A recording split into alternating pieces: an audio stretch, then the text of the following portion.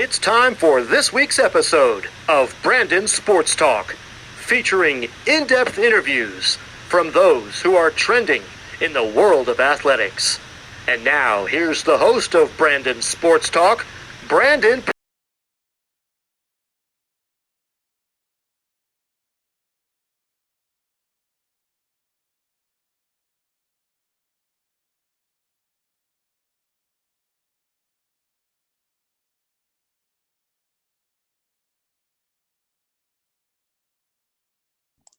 Welcome back to Brandon Sports Talk. In today's episode, I have the privilege to interview Mike Birling, the GM for the Durham Bulls. How are you doing today? I'm doing good. How about you? I'm doing good. Can you talk about how you knew that you wanted to become a GM for a minor league team? Well, I wish I say that I did know that I wanted to do that. It was kind of a process. I knew all along I wanted to be in sports. Just like many of us played sports in high school, played baseball in college, and just had a love for the game. And then all of a sudden, you graduate college and you realize you're not going to be a professional athlete. So you have to figure out what you want to do with your life. So there was a local minor league team that was about 15, 20 minutes from my house. And I showed up on the doorstep one day and said, hey, you don't need to pay me. I need to get some credits for school. And honestly, I just fell in love with the business side of baseball. So I still was involved. You're still around the game. So as a sports fan, you're part of that. But as it went along, I just really enjoyed the business side. So just thought that, okay, this is for me. I need to work hard, need to figure out what I want to do, and eventually just work my way up to a general manager position with a single A team. And then came here to the Bulls, 21 years ago as assistant GM, and then continued to work my way up with the Bulls. Can you talk about, of course, your time at the Wisconsin team, the Trailers? Yeah, the Wisconsin Timber Rattlers. So we were, that was a lot of fun because it was my hometown team. I grew up watching this team. My first year was actually with Alex Rodriguez. So we were called the Appleton Foxes at that time. And so to be able to, your first year, you're with a person who was a number one draft pick and number one prospect. Everybody wanted to know what Alex Rodriguez was doing. And after that year, we moved into a brand new stadium. We changed our name to the Wisconsin Timber Rattlers, had a huge amount of success. I think we went from 70,000 in attendance as the Foxes to about 220,000 in attendance with the Timber Rattlers. So, and our logo was one of the top logos in minor league baseball. And so to be able to, like I said, continue to move up and be general manager of your hometown team, personally, I never thought I would leave there. But when the Durham Bulls come calling, that's probably the one team that could get me to leave Wisconsin. Can you talk about, of course, you said that Alex Rodriguez was on that team. What was that like, knowing that he was on that team and now where he's at now? Yeah, it was really neat because at that time I was a young kid just out of college. So it's, you're kind of just starstruck by players like that. And the funny part is, so I was a pitcher in college, a left-handed pitcher. And we had none of our coaches threw left-handed. So anytime we were facing a lefty, they would ask me to come out and throw batting practice. So here I am, just a kid in a candy store being able to throw batting practice to Alex Rodriguez, one of my first years in professional sports. So that's why, just fell in love with working in this industry. And here 26 years later, I'm still in it. Can you talk about, of course, what you've accomplished so far with the Durham Bulls as their GM? Yeah, it's been just a fantastic 21 years. Take this past year out of it with everything that's going on. But when like I said earlier, I really never thought I would leave the Timber Rattlers just because my family's from there, my wife's family's from there. We just love Wisconsin. But when the opportunity came, it's just really hard to turn down the Durham Bulls. The Durham Bulls are such an iconic franchise. Everybody knows who they are. For me, it was a challenge to be able to go from a smaller market to a larger market. So over the years, I think we've been able to accomplish a ton. You look at the ballpark behind me. This ballpark did not look like that in 1998 when I got here. We've done some incredible things working with the city of Durham. You see all the buildings around the ballpark. That's all been, we have been part of a revitalization of Durham, and it started with the building of this ballpark and becoming AAA with the Rays. And besides winning we've won lots of championships. We were setting attendance records before COVID hit. So everything was really going really well. And I expect that we're going to get back there in the future once we can kind of get our way through this. Can you talk about, of course, with being a minor league team and being one of the only minor league teams besides, of course, the Carolina Mudcats, how important is it for the state of North Carolina to have a minor league team, as they don't have a professional team yet? Yeah, that's a great point. Yet, I think there will come a day when North Carolina has a major league team. But that's what I love about North Carolina. You look at all the different minor league teams. You got, like you said, you got the Bulls, you got the Mudcats, you have Charlotte, you have Hickory, you have Greensboro, Winston-Salem, Down Eastwood Ducks. There's just a crazy amount of history, and just think of the players that have come through this state that have gone on to the big leagues. And then you have the Coastal Plain League, which is a college wooden bat league, and then you have USA Baseball, who is they're headquartered in Cary.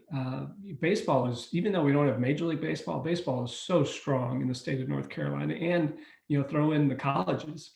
Look at what Duke is doing. Look what North Carolina is doing. NC State, even UNC Charlotte, the job that they're doing. UNC Wilmington. I'm so, to use the word bullish with the Bulls. I'm so bullish on baseball in North Carolina, and there's just it's just a great state if you love the game of baseball.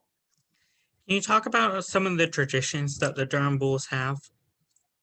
Yeah, most teams don't have movies made after them, so we're kind of fortunate from that standpoint.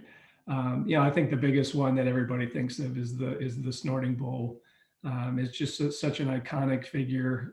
To be able to, every time we hit a home run, everybody, the first thing they do is they're not even looking at the player anymore. They're looking at the bull. That when is the smoke going to go off? When are the eyes going to light up? When is the tail going to wag?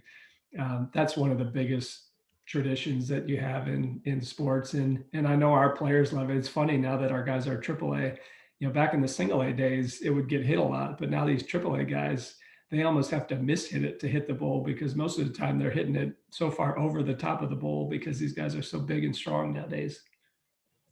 So, for example, are you saying that the bull will go off like if you hit a home run?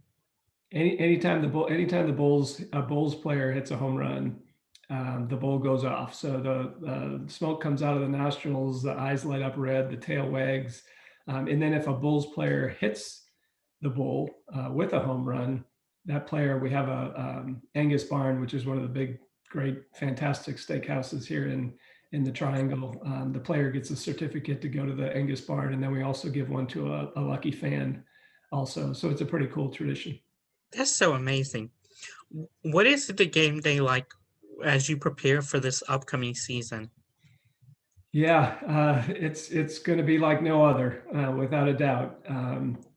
Just with the safety protocols that we're going to have to go through from not only from a player standpoint, but from the fan standpoint is going to be important also. But I think we do have to, the great part about minor league baseball is the game presentation. It's the fun, it's the entertainment. Yeah, you have baseball, but you also have, it's just a great place for people to get together and have a good time, which I know it's been over the last year. Not a lot of us have been able to do that. We're stuck in our homes. We're not able to, go out with our friends and family. And that's what we're hoping as the summer goes along, and hopefully the virus gets under control even more than it has been recently, that we can get to some sort of normal. Is it going to be back to where we were in 2019? Probably not.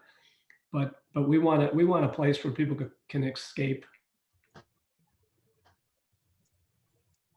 everything that's going on in this world, and just enjoy themselves. And so that's what we're trying to do. Sure, it's going to be different. We're probably not going to be able to have kids run around in the field because of safety protocols, but I still think we'll be able to put on a good show for the fans. Can you talk about, of course, the fan atmosphere and experience as I know for me personally, I was planning on going this summer to a game, but of course, with the season being cut due to COVID, I wasn't able to make it out to Durham. Yeah, I think that's what makes minor league baseball special is the fan experience.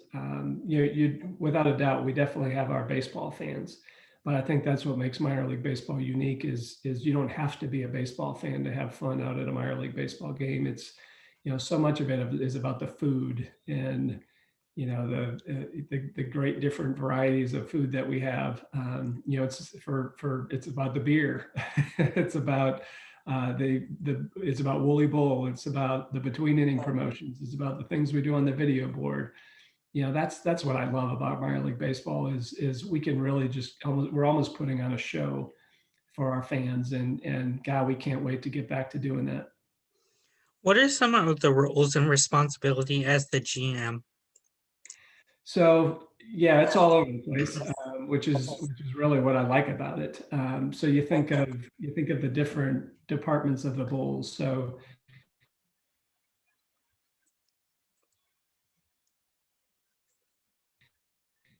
we have a sponsorship department, we advertise to our fans. You have ticketing, you have the marketing department, you have the promotions that we do on the field, you have retail merchandise, you have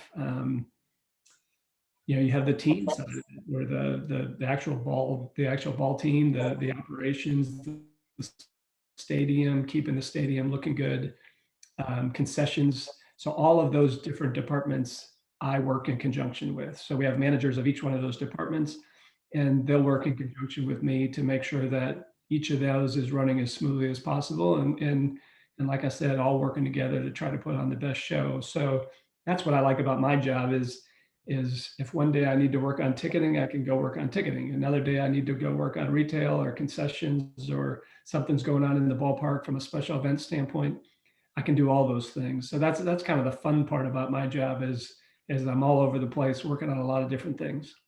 That's so amazing. Can you talk about, of course, being affiliated with the MLB team and what that is like?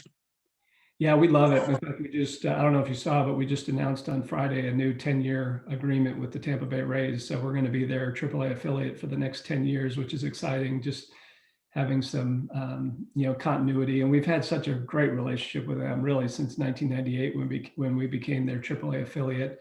The fun part, we went to the World Series this year. So yeah, that's fantastic. Nobody expected a team like the Tampa Bay Rays to be able to compete in the AL East. Not only did they compete, but they beat all the big boys and ended up in the World Series. So they're just a great bunch of people down in Tampa. We have a fantastic relationship with them. They give us incredible players. You look at the success that the Bulls have had over this stretch that we've been partnered with them, and that's one of the first things we talked about when we signed this 10-year deal is we don't expect to stop now. They got the best farm system in all of baseball. We got the number one prospect in all of baseball in Wander Franco. So good things are going to happen on the baseball field for the Bulls for the foreseeable future. With the Tampa Bay Rays winning the World Series, do people like you, who is the GM of the Durham Bulls, do they get a ring, or is it just because with the Tampa Bay Rays, anybody that works with Tampa Bay gets a ring? Man, I sure hope I get one. When they won the AL East, not sure what year it was, when they ended up going to the World Series against the Philadelphia Phillies, I did get an American League championship ring. So yeah, between a Rays ring and all the Bulls rings that I have, I could definitely do a nice little jewelry store. I've been very fortunate to win a lot of championships, so it's been fun. Can you talk about, of course, the championships you have won with the Durham Bulls? Yeah, so we've won 2 national championships, but I think I'm up to 7 or 8 rings now, which is pretty lucky guy. But yeah, the fun part when you think back at the championships, you really just look back at the memories of the guys on the team.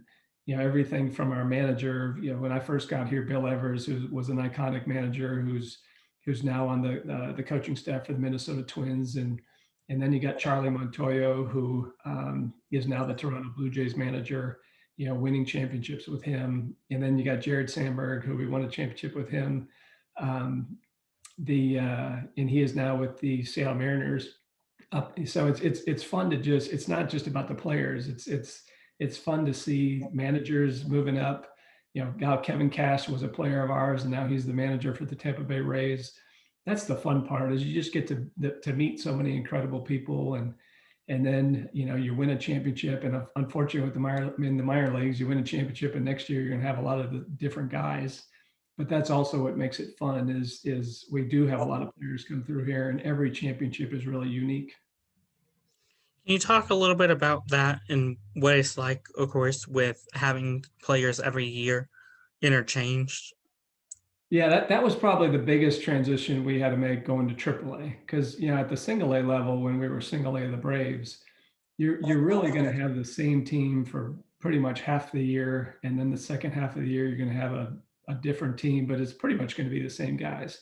At the AAA level, man, we average 150 to 200 player moves a year, because we're so anything that happens at the big leagues, somebody gets hurt, if somebody threw too many innings and they need some bullpen help, we're the team that they call. So we have guys just shuffling back and forth at all hours of the night.